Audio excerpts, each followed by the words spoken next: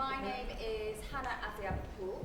And I'm a journalist and a senior programmer for contemporary culture at the South Bank Centre.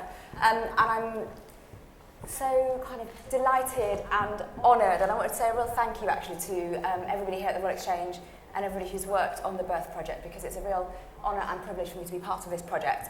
I have my own personal connection to this story, which in fact we all do actually. But my personal deep connection is that when I was born, I'm technically one of 6, but more like one of 13.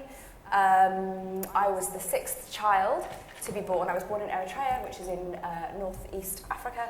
And when I was born, my mother died in childbirth. My father then remarried and had another 7 children. And so I spend a lot of time thinking about the inequalities of birth and what that looks like in real life and what that feels like, and how that translates. And the stories we've had today have been really both powerful and kind of brilliantly put together, but really do play to that notion of the inequality of birth and how we come into the world, and also how those that bring us into the world are affected in every moment, whether it's to do with choice and power and privilege. And I'm really pleased to be joined here on the platform today with 3 great speakers who have also spent a lot of their careers and life thinking about and working actively to change some of those dynamics around the inequalities of birth. So the format for this session is going to be fairly informal, and there'll be lots of chance for kind of audience interaction. First of all, I'm going to introduce the panel and ask them to say a few words about the work they're doing in this context. We'll then have a brief kind of panel conversation, but the majority of the time really will be for audience interaction. I'd also like to say a big Manchester Royal Exchange welcome to those of you who are watching us on the live stream. Because we do have a live stream, we will focus most of the conversation on the issues brought up by the performances rather than the content of the performance themselves. Just to bear in mind for those of you who are here in the Royal Exchange. But this is very much a global project, and so the conversations hopefully will be global in their nature. Okay, so joining me here on the platform, at my far left we have Professor Daniel Brison. Professor Brison is a Professor of Clinical Embryology and Stem Cell Biology at the University of Manchester, and Scientific Director of the Department of Reproductive Medicine, Central Manchester University Hospitals. And then next to Professor Brison we have Hannah Macaulay, who Hannah has agreed to stand in for a speaker, Niamh McCabe, who was unfortunately unable to join us, so thank you for coming at the last minute. Hannah is a senior midwife who specialises in midwife-led births in high-risk or complex pregnancies and in non-interventionist birth. She's currently working as a sister and manager in a standalone midwifery-led unit in Northern Ireland. And then immediately to my left we have Professor Mavis Kirkham. Professor Kirkham is Professor Emerita at Sheffield Hallam University and holds honorary professorial positions at the University of Technology, Sydney, and Auckland University of Technology. I feel like a massive underachiever now. There you go. Okay, so Daniel, I'm going to ask you first. Can you just say a few words about the work that you do in this context? Good, thank you very much. First of all, I'd really like to thank the organisers for inviting me to be here. I'm a humble scientist and I've never been to an event quite like this before, and I found all 3 plays very affecting, so thank you very much. I'd also like to thank you, the audience, for being here and staying. We know that Justin Bieber's in town, so you did have an alternative, thank you. So I've spent 32 years, my entire career, working in assisted conception and reproductive biology research. So at St Mary's Hospital here in Manchester, we deliver just over 1,000 IVF cycles a year on the NHS. And I work in that program, and I also do research on early embryonic development and the long-term health of children arising from IVF treatment. And as you heard in the last play by Stacey Gregg, there are a wide range of choices available to men and women who are undergoing reproductive technologies. So a lot of the things we've heard about tonight already, we offer in the clinic. We offer IVF treatment, ICSI treatment, sperm injection. We offer embryo freezing, we offer egg freezing, and yes, we do offer womb scratching as well. And I'd be happy to answer questions on womb scratching. I thought you said I'll be happy to scratch your womb. Sorry, that's different. Is that enough, shall I? early this morning. So, Hannah. Again, I'd just like to reiterate what Daniel said about this forum. I think it's fantastic to have the discourse, to have the conversations, and to hear the stories that have been told tonight, which we all have our own stories, but just to have that and to share that and to be able to listen to each other and take that on board and have a discussion. So part of my story is that I manage a freestanding midwifery-led unit in Northern Ireland. Women have options of either delivering at home, delivering in a freestanding midwifery-led unit, delivering in an alongside midwifery-led unit, or else an obstetric-led unit. So these are choices that women do have. One of the things I'm very passionate about is supporting women who don't fit into any of those categories and decide to choose something as an alternative and don't fit into those boxes. Within the culture in Northern Ireland, it's still quite patriarchal. And unfortunately, I've heard obstetric colleagues who I work collaboratively with and I've got a lot of time for. I've got a sister who's one who's in the audience as well, so we do work in collaboration. But he said that we have to be firm with such patients, and that obviously there's a limited choice, and we need to ensure that women do not step outside that. So that's one of my struggles, and I want to support women in that. Great, thank you very much. Okay, yes, Maeve. Yes, I'm Mavis Kirkham. I'm now retired from clinical practice just over a year now, and I've been a researcher and a clinician throughout my career, working mainly around home births, and I worked in a midwife-led birth centre in the Peak District until it was closed due to cuts 6 years ago. Not because it wasn't excellent, but because we'd saved more money by not having it. I'm still doing research. I'm interested, and that's one reason why I'm so grateful to be here today. I'm very interested in birth stories because I do feel passionately that midwives have a responsibility for the birth of the baby, the birth of the placenta, and the birth of the story. Because women are going to live with the story long after the baby's grown and gone. And stories can be strengthening or they can be immensely undermining. And while stories are still plastic and being tried out in their early tellings, the midwife is still around. So however the birth may have gone, there is longer to influence the story, which makes, I think, a big difference. If you can look back, as so many women have said to me as a midwife, that when he was a stroppy teenager or a dreadful adolescent or a tantrum toddler, I thought, yeah, but if I can give birth to you, mate, I can do anything. And I think those are the sort of births that we should strive for. So I'm interested in stories, and my current research is on women who choose to free birth, who completely step outside the professional services we have in this country. Okay, great, thank you. As we spend the evening consuming and being part of stories, Mavis, I'll start with you then. What role do you think language plays at the moment in how we think about birth? Oh, it's a massive one, and technology is, well, way back, language has been hijacked. I mean, you've got all these passive nouns, you know. There's been a lot of work to try and change the word birth so it becomes an active noun rather than giving birth, which I think is slightly two-edged because it's the biggest gift that's ever given. And babies are delivered. There's actually near me in South Yorkshire a firm that has vans that says home delivery across the side, which means something slightly different to me. And then there's all these awful terms about the incompetent cervix and the elderly prima gravida, and all these technical terms which have an awful moral overtone that the woman's body is in some way defective. Hannah? Yeah, I totally agree with that. Whenever women come in for their first booking-in appointment or, you know, they access maternity care, you're either deemed to be low risk or high risk. If I was in a midwife, I'd be like, oh my God, what the hell's about to happen to me? What's low risk? What's high risk? What is this risk associated? So it's instantly that negative connotation.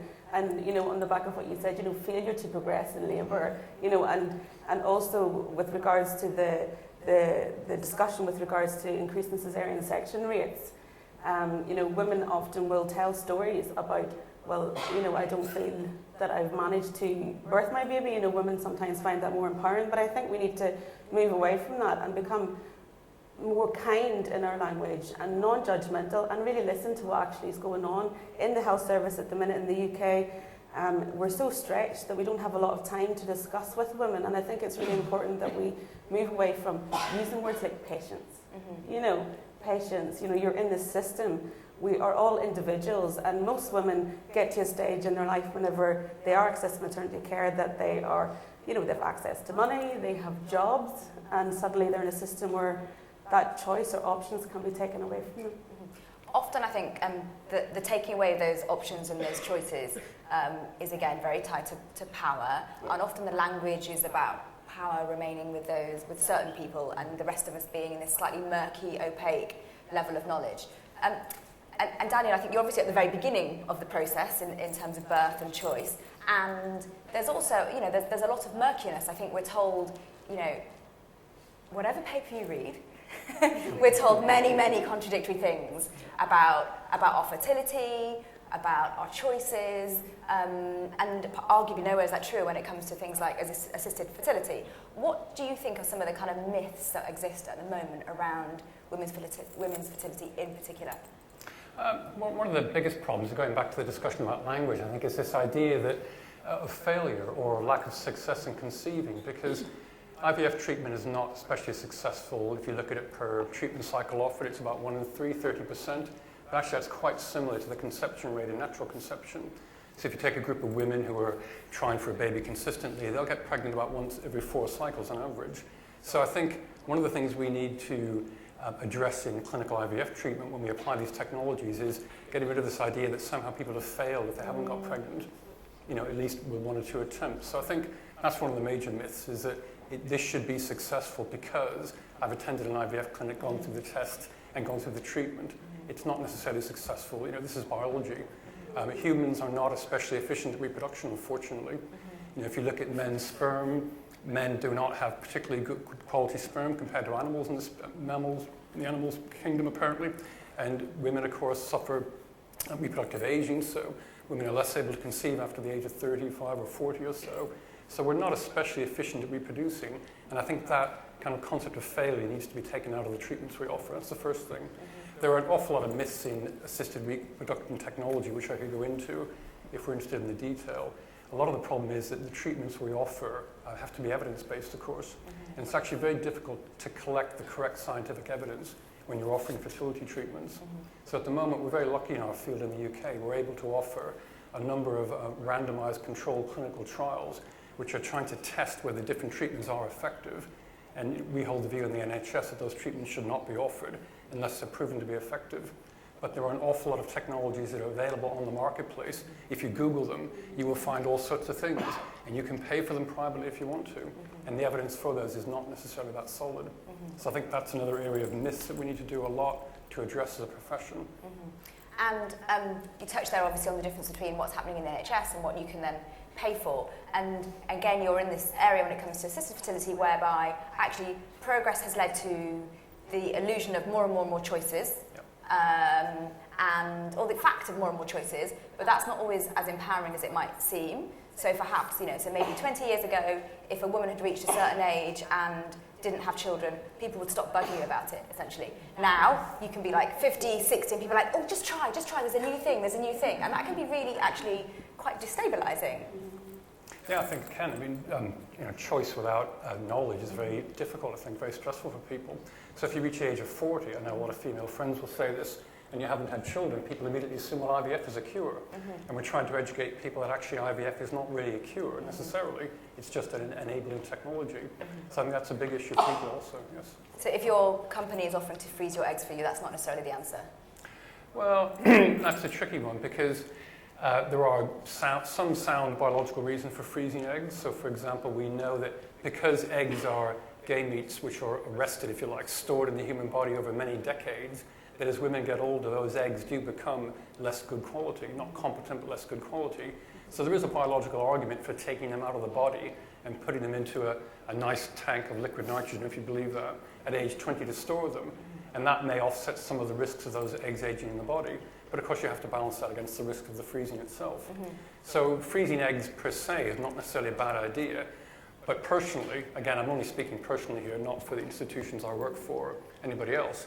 Speaking personally, I'd be worried if I worked for a company that was trying to manipulate my reproductive choices by giving me the chance to freeze eggs. Because of course what happens if you don't freeze them? What happens if you choose not to? So I think it's a bit of a false choice. It's a false choice, exactly. And then it comes down to, again, it's about power and who that choice, should the choice lie with your boss or should it lie with you? Exactly, and the pressures. And again, you just touched on the issues of shame and failure in terms of language. Mavis, there's a lot of shame actually attached, I think, to childbirth actually. And there's a lot of times, I think, when women are often pitted against each other in terms of the choices that they make when it comes to childbirth. Why are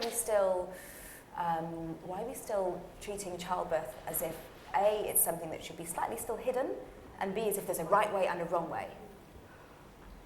I think this is partly because we don't really value birth in our society.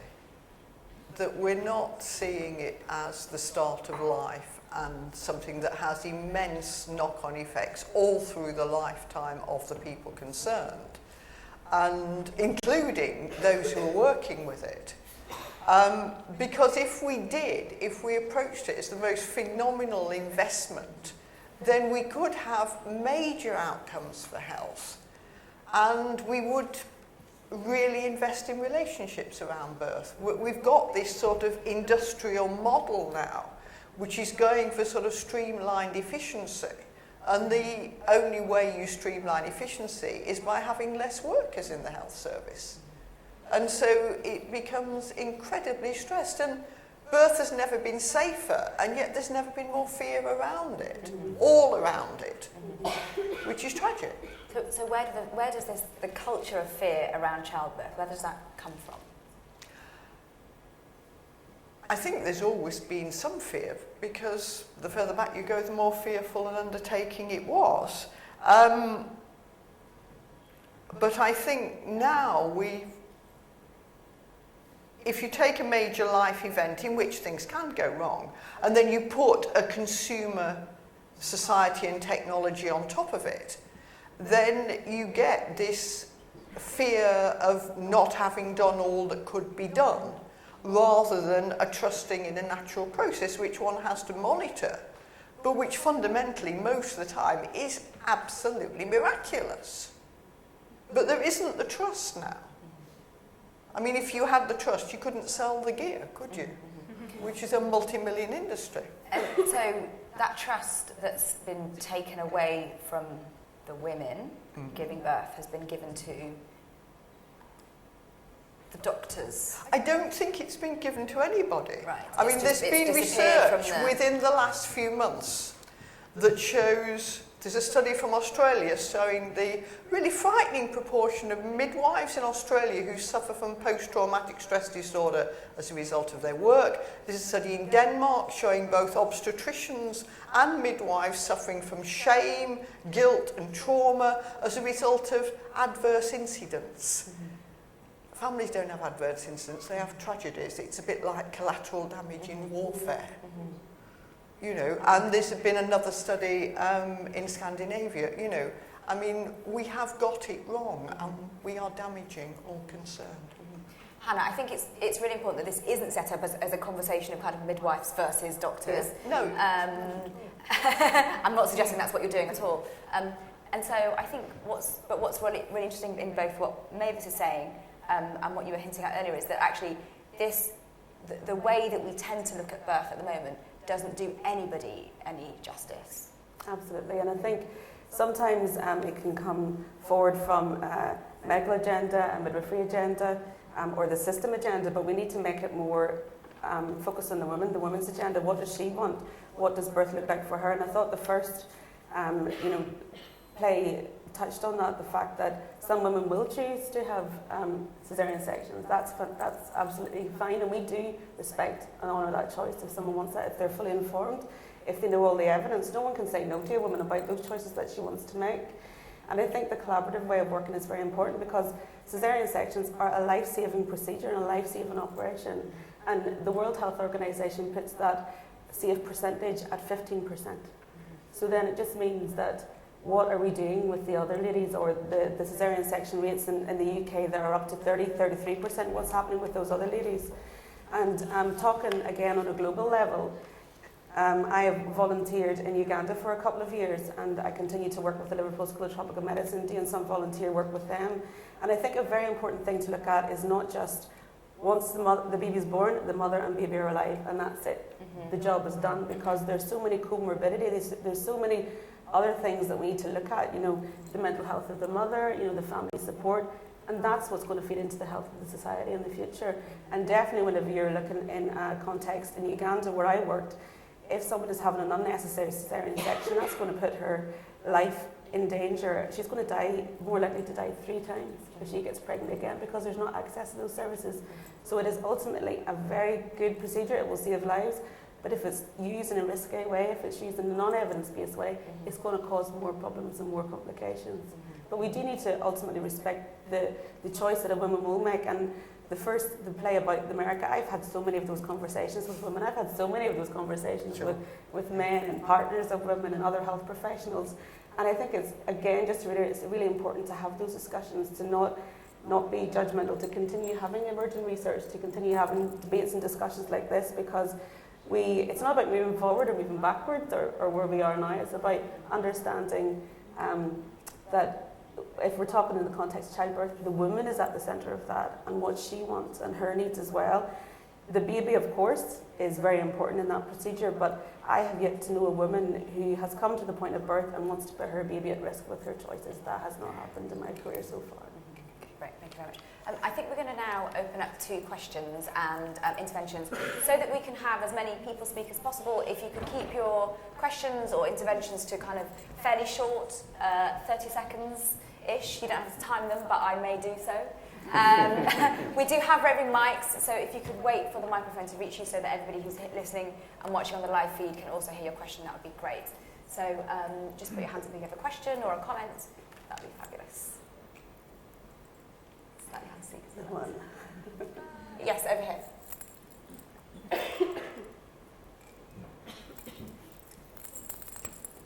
Hello. One of the most powerful ways of sharing language around birth I found during my own pregnancy was a blog written by a midwife in Australia. And I found myself in the small hours of the morning reading about the ways that midwives address medicalised situations like shoulder dystocia and umbilical cords wrapped around babies' necks, and finding out how common those things are.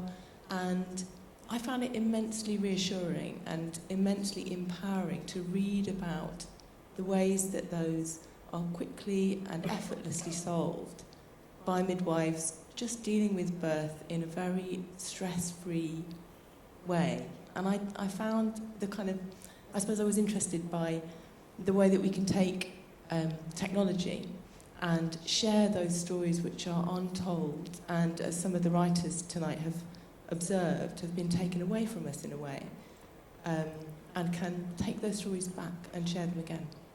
Great, yeah. That's great, yeah. So I'm just checking for the live feed. I need to still repeat the question. No, okay, that's great, lovely. Thank you very much. Yeah, I mean, I think technology is incredible. I mean, the last play used technology and humour very well, talking about the kind of those slightly crazy wormholes of kind of Mumsnet and IVF blogs and stuff. But actually, technology and blogging can really demystify a lot of these processes, which is really great. I mean, is there anything that you reach for when you're looking for information, or places that you guide women to? There are an awful lot of sources of information. I think it depends on the woman. Mm-hmm, mm-hmm. There's a great, it's like anything, I think, whenever it comes, if you're going out to buy a pair of shoes, you're going to research, you're going to look at what you want, you're going to see, what the cost is, what you like. Sometimes you're going to birth and you're suddenly in a system and you don't know exactly how to negotiate that. But there's a website called the Witch website, and it actually goes through, you put in your details, your postcode, your date of birth, your past medical history, and they will guide you to evidence based on the choices of where you want to have your baby. And places where you want to birth. And there's a great organisation for women who are possibly outside all of those choices that are offered to them, and they will support women in that. And it's important that women look to those things. They look towards Google, they get involved in Twitter, and there's a lot of very good organisations that you can follow on Twitter. And Mumsnet, of course, that's for mothers to talk together, but it's important to engage with health professionals and to ensure that you're gaining the information, so that whenever you do go back to see a doctor who's maybe telling you no, and Mavis and I were having a conversation just before we came in, it's very difficult if you're speaking to someone who's got a white coat on and you're lying on a bed with your knickers off to actually be able to say, well, hold on a second, I'm not happy about that. So it's about empowering yourself beforehand about your choices and about actually what's there. Mm-hmm. Yes. I think blogs are wonderful. I'd encourage you all to go and read mine. It's very informative. No, seriously, we have a wonderful organisation in the UK called Infertility Network UK, and they provide great support for patients who are undergoing sister conception procedures or considering them. I think the internet is a wonderful place for support. The only note of caution I would add is that there's an awful lot of rubbish on there as well. And particularly in our field, there's a lot of misinformation too. And I guess as professionals in working in our field, we struggle a little bit with how to advise people to seek out the good quality information but avoid the stuff that's misleading. So I don't wish to negate your point. I think it's very important, but there is a cautionary note. Yeah, great. Thank you very much. Yes, here. Gosh, when you spoke, Mavis, I felt this. I'm not sure if I'm reading it. You felt so sad, and I found it almost heartbreaking what you're telling us about the way birth is sort of done. And I wanted to just ask more about the wrongness around birth under capitalism, I suppose, would be my framing, and particularly to raise the question of migrant injustice. There's no justice, is there, for migrants in this country, or women in asylum detention centres giving birth, and there's now a provision suggesting that migrants should pay to give birth, isn't there, on the NHS? So I wanted to raise the sort of stratification of reproduction, as some scholars put it, that is kind of an exacerbating reality in the world today. Yes. Mavis. Yes. I gather from recent news that there are central London maternity hospitals which are now monitoring whether women are eligible for NHS maternity treatment, which confuses me somewhat, because I thought actually at least labour and birth, if not antenatal care, was classified by the NHS as an emergency, and therefore people are entitled to care. But it seems to me that we are creating such massive problems, and we're creeping towards by the sheer lack of understanding towards vast inequalities here, and before women get here as well. Did you have a related comment? Oh, yeah. Hi, I just wanted to add to that point that you're quite correct. There are, under the new immigration rules, women will be charged for their maternity care after they've received it, unless they have full citizenship. And as we know, that it can take years for women to go through the asylum process. They're often refused along the way. There were 99 pregnant women in Yarlswood last year alone. So a lot of women who are then later charged, that debt is passed on to the Home Office when their visas are considered, and they're likely to be deported. So the end result of that is a huge inequality in which women are being deterred from seeking the maternal health care that they need in this country. At the same time, our government has an active and very good policy of subsidising, making sure that women in Africa and Asia, for instance, those governments provide free maternity care because they know it works to level out the inequalities. Absolutely, and at the same time, those same women who are being charged, if you have a debt, that goes against you when you're claiming asylum. Asylum, exactly. Exactly. And then you can be chucked out of the country. Yeah. As you're clearly expert on this, can I just ask, as the most vulnerable women are more likely to have problems in childbirth, does this mean that if you do have problems and then you have a child that is in neonatal intensive care for weeks, that you're going to have an absolutely phenomenal bill. The UK, the NHS will end up paying for years to come for children who are damaged because their mothers were deterred. I mean, there's lots of stories emerging from London of women walking away from hospitals because they've been told that they have got kidney failure or other problems.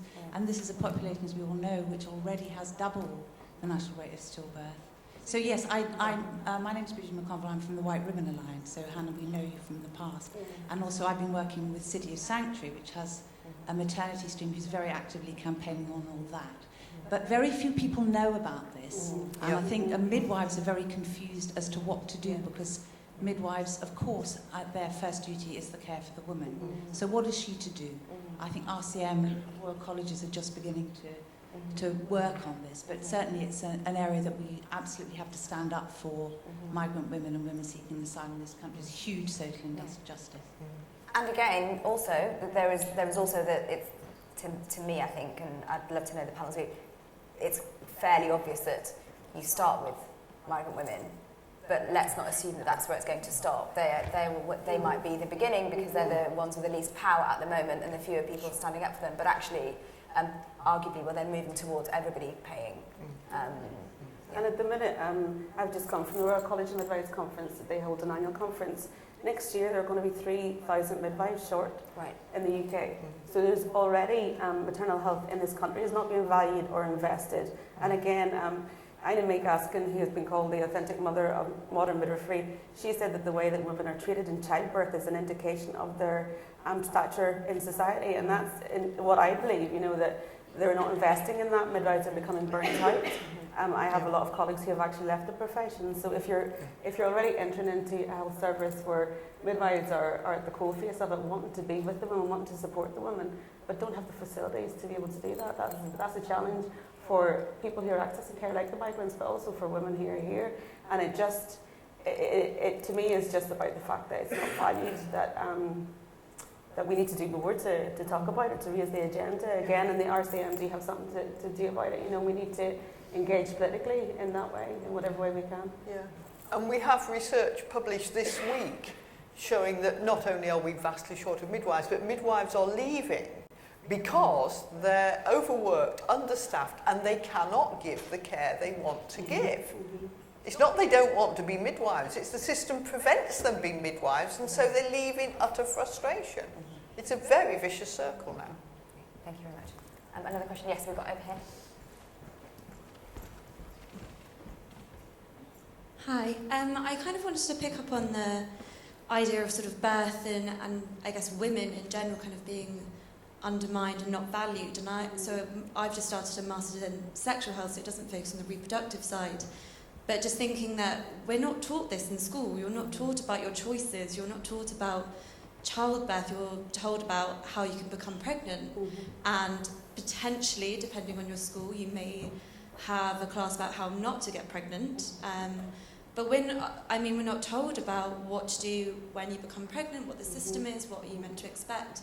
I mean, me personally, I found myself pregnant at 20 and didn't know what to do, was told, okay, well, you need to go and see your midwife at the doctor's, but then you need to have a birthing plan, you need to do this, and there's all these forms, and you have no idea. I mean, there was nothing in school, and I think that's something where women aren't told about their bodies. We're not told about these things in life, which are major events. We're not told about, even at the later stages, about menopause. And I think there's an idea of actually teaching women about themselves within education from a very young age. I mean, my sister has her own children, and when she was pregnant, telling her little children, being like, yes, I'm pregnant, like, your sister's in here. And that idea, it can start very young, and children do understand it. I just think, what are your views kind of on engaging the government and putting that into the curriculum? There are an awful lot of obstacles. I mean, I've worked with a group of young women from Doncaster who wanted to talk about breastfeeding in schools. And there are a lot of words you're not meant to use. And they were encouraged to talk about feeding, but the word breast was one of the banned words. That's a bit of a challenge. Yeah, and I think it is really important, and we need to to help women understand, where they can go, what's happening. The unit that I manage, we have 200 deliveries and 50% of them are water births. But we have got facilities there that could deliver a lot more than that, and more women are eligible or possibly would access that, except they don't have the information. We hear about birth from media, Hollywood, women are squealing, they're in stirrups. That's where the fear perpetuates and where it comes from. And if parents are not engaging with their children about that, then I'm not entirely sure, if it is a school system would be the appropriate place for that. But social media is good for that, isn't it? Now I think things are changing, people are becoming more open, and we're at an important point, I think, in our history, and this is part of it as well, so that we're able to empower each other to talk about it. And even like menstruation, that's not talked about. I learned about that from a talk at school. My parents didn't teach me that. So, that's not that long ago. So we need to continue to engage with that. And it possibly does start at school. That could be, but you've got so many obstacles to overcome to engage with that. Daniel? You talked a lot about education, and your question was partly about education, and I agree totally. I mean, we do as much as we can to educate people in schools, to go and talk. I've given a number of lectures in schools in Greater Manchester, including the one I used to go to. And I have a colleague in Southampton, professor there, who even goes into primary schools and teaches 5-year-olds about eggs, showing them chicken eggs, mammalian eggs, showing them microscope slides. So I think a lot of scientists and clinicians are well aware of the need to educate, but it clearly takes a lot of time and resources too. It's not necessarily an easy thing to deliver. Although, of course, with technology, of course, a lot of it will be available online in the future, which will hopefully help. But when women appear in your office, by then do they know a lot about their bodies and reproductive health, or do they know very little? If they make it to my office, they're in trouble, because I only deal with the tricky scientific cases. Oh, right, okay. They're in the wrong office.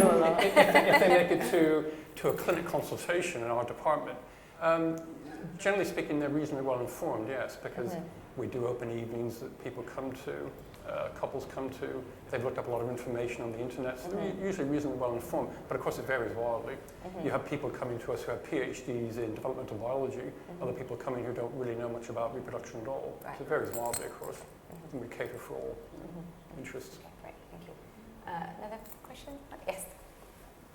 Hi, thank you. I'm really enjoying your discussion, but I suppose I'd really like to highlight that this festival is really about global inequality in childbirth, and tonight we've had the luxury to talk about choices that women have about where they can give birth and where they can access care, and we've talked about challenges with regards to education, that women even in the UK are not fully aware of their bodies, etc. So I really would just like to highlight the fact that this is a problem in the UK, but also we need to think about low resource settings where for example, in Ethiopia, only 10% of women give birth with a skilled birth attendant. So there's a lot of women and a lot of unheard stories here tonight where women don't have that choice.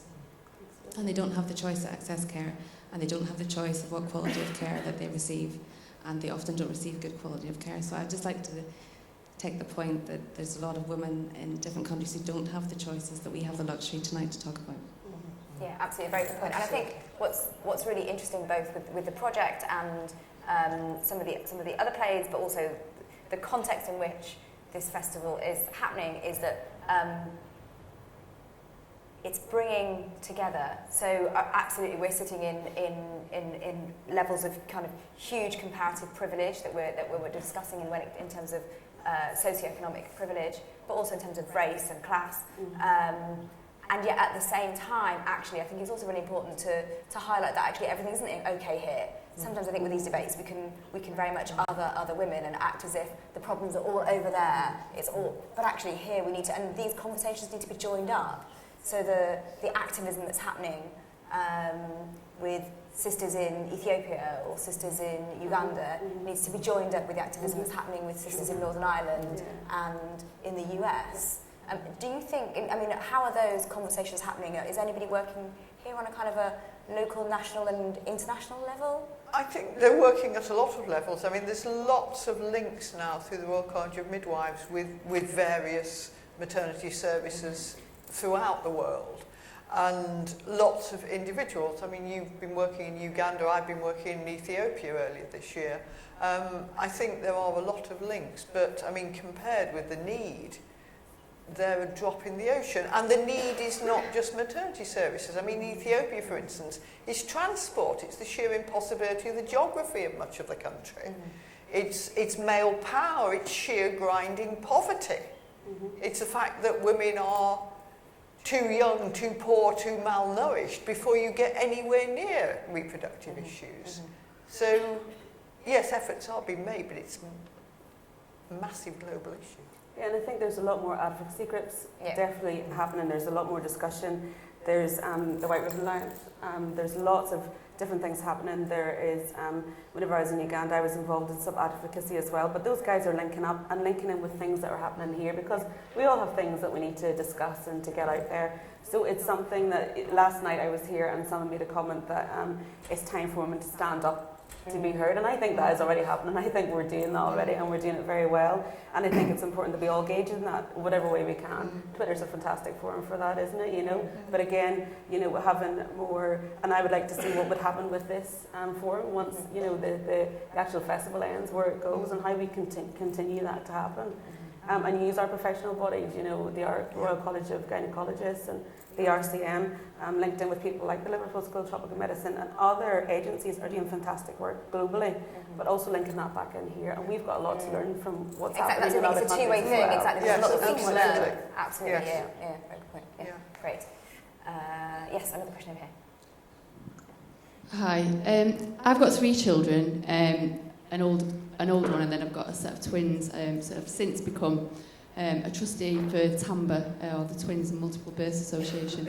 So I just wanted to comment really in relation to inequalities with multiple births. I found that the choice was a lot more restricted because of you're automatically classed as a higher risk delivery. But also I think one of the things that we're campaigning for is obviously NICE have introduced guidelines around multiple pregnancies to try and reduce some of the risks. At the moment, the stillbirth and neonatal death rates are higher than higher for multiple pregnancies, and a lot of hospital trusts don't seem to be implementing those guidelines, and that's something that's really, really disappointing for us. And I think we've seen that St George's in London have had some quite good success rates where they have implemented the guidelines. So, and I think the other comment in line with Professor, your work, there's obviously a lot more multiple pregnancies with assisted reproductive technology. So just wanted really just to comment on that, but also just get your views.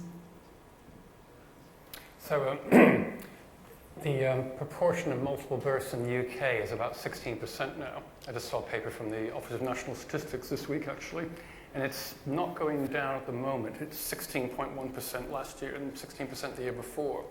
So, and those pregnancies, as you're well aware, are much higher risk. It's not my area of expertise, but that's fairly well established. Assisted conception does contribute disproportionately to those. So if you look back to the 1970s, before IVF treatment was established, and the rate of multiple pregnancies was about 1 or 2%. So the vast majority of those 16% of multiple pregnancies are attributable to assisted conception, particularly in older women, disproportionately.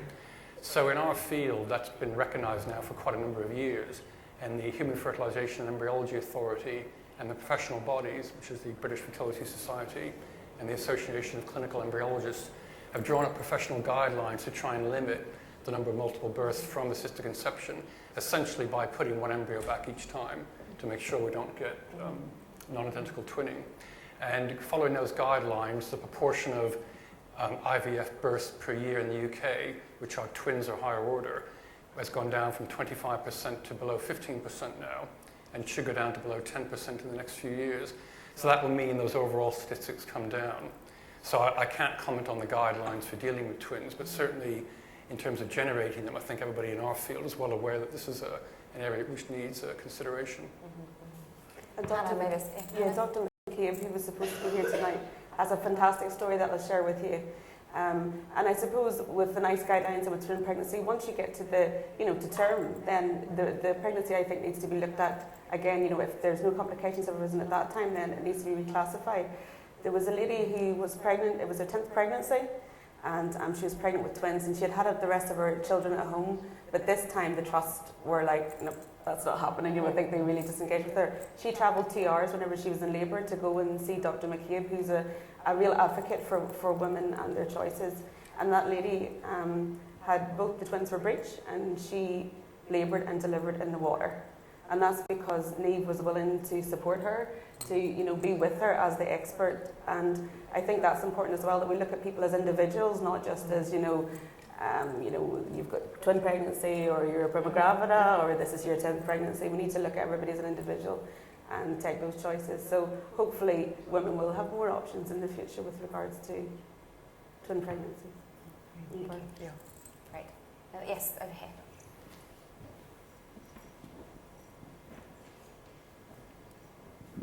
Thank you. We're really lucky in this country to have the NHS. We're really privileged. But I would say for a lot of women, especially women of my sort of class, they can't afford to go private. It's basically NHS or nothing. And you have, like NHS Scotland, they won't offer a caesarean unless it's absolutely necessary. And that, my godmother that affected her for a number of years because of the way her child was born. And in other places, it'll be, there's any sort of minor problem, we're going down in a caesarean. So do you think the health services have the right to have these quotas in place? Do you think they're a good thing, or do you think they're harmful? What do you think? I think that we've got to look at women as individuals. I don't mean you shouldn't have guidelines and clinical pathways, but at the end of the day, we've got to really relate with each woman in our care and work out with her what is best for her. I don't think it's anything to do with quotas. Yes, we know there is a safe and reasonable level that the WHO has set for caesareans, and we are treble that. But it is a matter of individuals and individual circumstances. Okay, I don't know. If there's anyone on the top row that I've missed, wave now. Because we can't see. Okay, great. All right, back down to this side. Yes. I'm going to cheat. I'm going to have two. The first one is just 15 seconds each. 15 seconds each. Right. First one, general plea. You talked about legacy. The legacy from this event is the series of events is terribly important, but the legacy is down to us all. This theatre has done great things, but this theatre is not the right thing to take the legacy on. So everybody here involved in health in any way, the legacy of what we're seeing here is up to you. So everybody take legacy home, think about it, do something about it. Sorry, second point, 15. Basically, you've talked a lot tonight about women, and clearly women are terribly important. Much of this is a women's problem. But men have a very important role to play here, hugely important. Families are very important. Women bringing children up on their own is a major issue, particularly in poorer families in this country.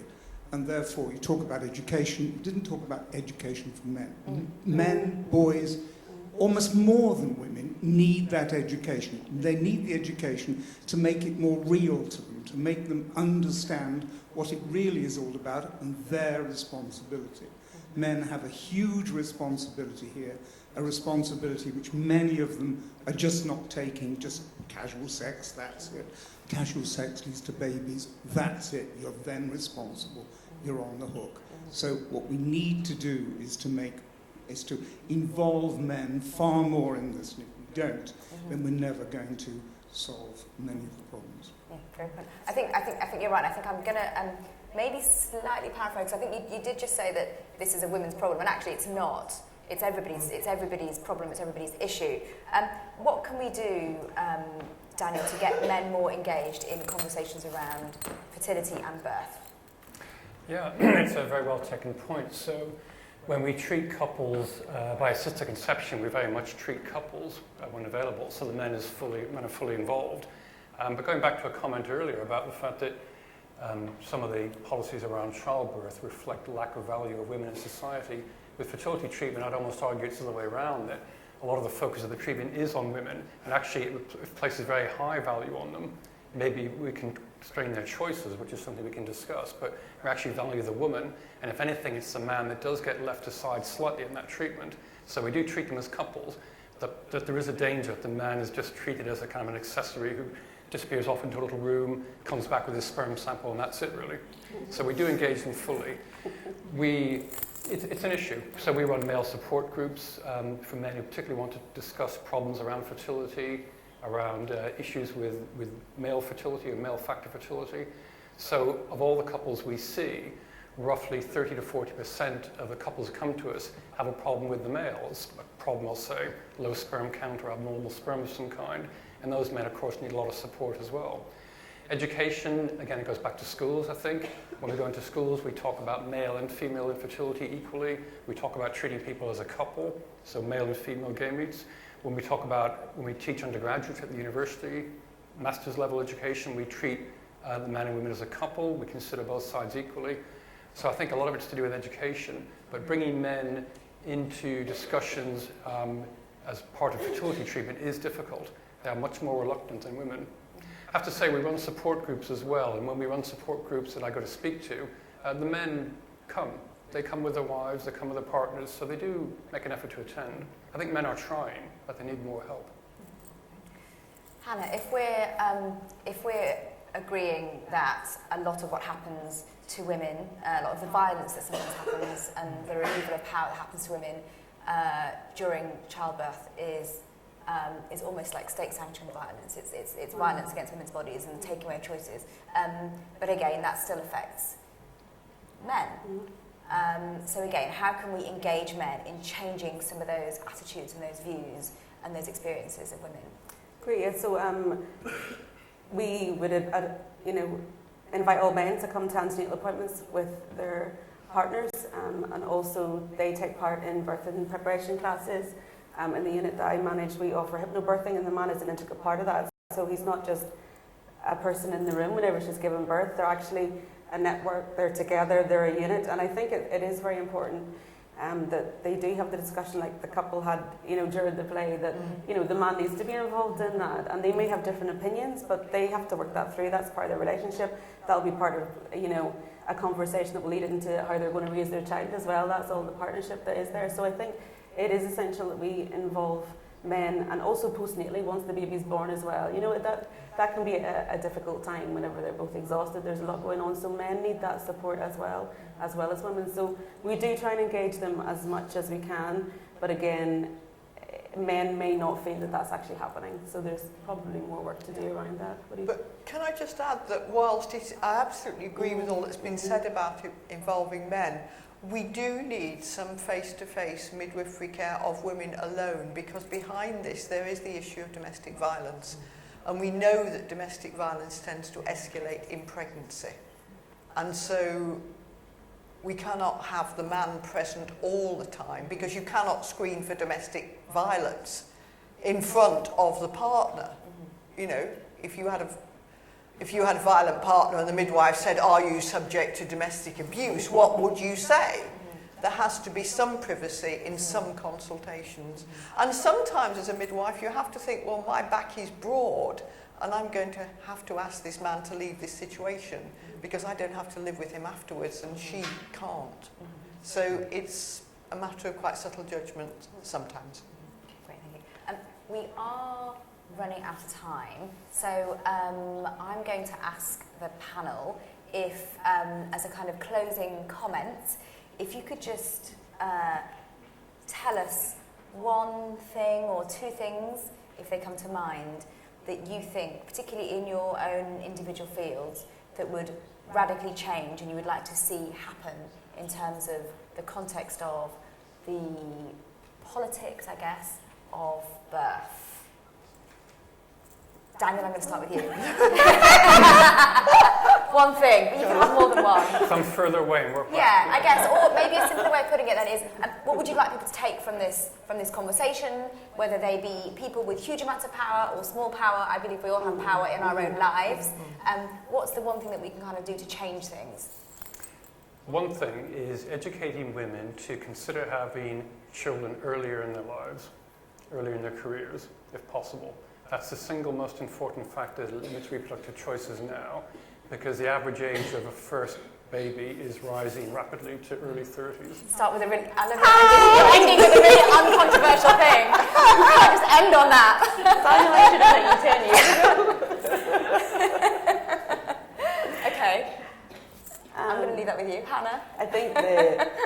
cycle of fear that surrounds birth would be very important. I think that's one of the most important things. Like this lady said, educating people whenever they're younger, explaining to them what childbirth is, what it involves, what it does to women, what it means to women, what it means to a family, and just taking that fear out of the situation and giving the power back to the women and it's by education, really. Well, now Hannah's taken the fear away. I'm just going to shout, more midwives. Yeah, great. More midwives sounds like a great place to start. Thank you very much.